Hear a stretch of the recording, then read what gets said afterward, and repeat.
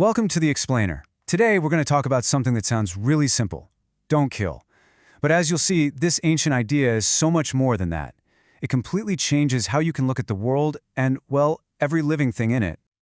Okay, let's just start with the situation I bet every single one of us has been in. You're in the shower, you look over, and there's a spider. Or, a mosquito buzzing around your bedroom at night. What do? That first instinct, right? It's probably to just get rid of it. But then, maybe you hesitate for a second. Is that the only way? And right there, that simple little question, that's our doorway into this whole big conversation. So to even begin to answer that question about the spider, we've got to go right to the source. We have to look at the first precept. And the very first thing you need to get is that this is not some kind of commandment, a rule from the heavens. It's much closer to a personal workout, a form of training. All right, so let's look at the actual text, the formal wording here from the Pali. Now, your eyes might go to words like abstain or striking down, but the real key, the word that changes everything, is training. The Pali term for this, sikkhapadam, literally means a training rule. And that difference is so important. This isn't about just blindly following a rule because you're scared of punishment, right? It's not a commandment carved in stone. It's a personal promise you make to yourself. It's about actively choosing to train your own mind, your own heart, to get better, more skillful at dealing with these really tough choices. Okay, but that's the theory, right? We all know that as soon as you take an idea like this and try to apply it to the real world, well, that's when things get messy. And they get messy really, really fast. And what's interesting is the tradition totally gets this. It doesn't ignore the hard questions. I mean, what do you do about termites that are literally eating your house? Or a bunch of mice that could be carrying diseases? All of a sudden, just don't kill doesn't really feel like a helpful answer, does it? Or, let's take it up a notch. Forget pests. What if you run into an animal that's a real, genuine threat to you? Or to your kids? I mean, your survival instinct just takes over, and that whole ethical equation, it gets incredibly complicated in a split second. And think about this. Mosquitoes. In places where they carry deadly diseases like malaria, well, protecting a human life might mean you have to take the life of that insect. So all of these examples, they point to one really clear thing.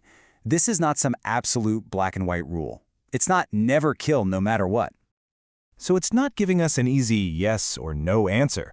What it's doing is challenging us. It's basically an invitation to stop, to pause, and to use our own wisdom and our own compassion instead of just reacting. It's asking us to grow up, ethically speaking. Okay, so you might be thinking, great, it's not a simple rule, now what? How are we actually supposed to figure this stuff out? Well, the good news is, the tradition doesn't just leave you there. It gives you a really powerful framework, kind of like a toolkit for this training. This framework, think of it like a sturdy tripod. It needs all three legs to be balanced. The first leg is sila, or ethics. That's your basic starting point, your general intention to just not cause harm. The second leg is samadhi, which is about meditation, but really it's about your state of mind. Are you making this choice from a place of calm, or are you panicking? And the third leg, that's panya, or wisdom. This is where you actively investigate the situation. So let's zoom in on that third leg, panya, the wisdom part. It's almost like it asks you to be a detective for your own mind. First, what are your real intentions here? Are you actually in danger, or are you just annoyed? Second, what are the consequences going to be? The ripple effects. If you use poison, what else might it harm? And third, and this one is huge, it forces you to ask, are there any other options? Are there creative alternatives here? And this quote here really just nails it. The goal isn't to be a robot who just follows rules. The goal is to develop your own ability to make wise, compassionate choices. It's like, instead of just following a map somebody handed you, you're learning how to build your own internal compass. Okay, and right here is where the whole thing just flips. It's a really beautiful shift.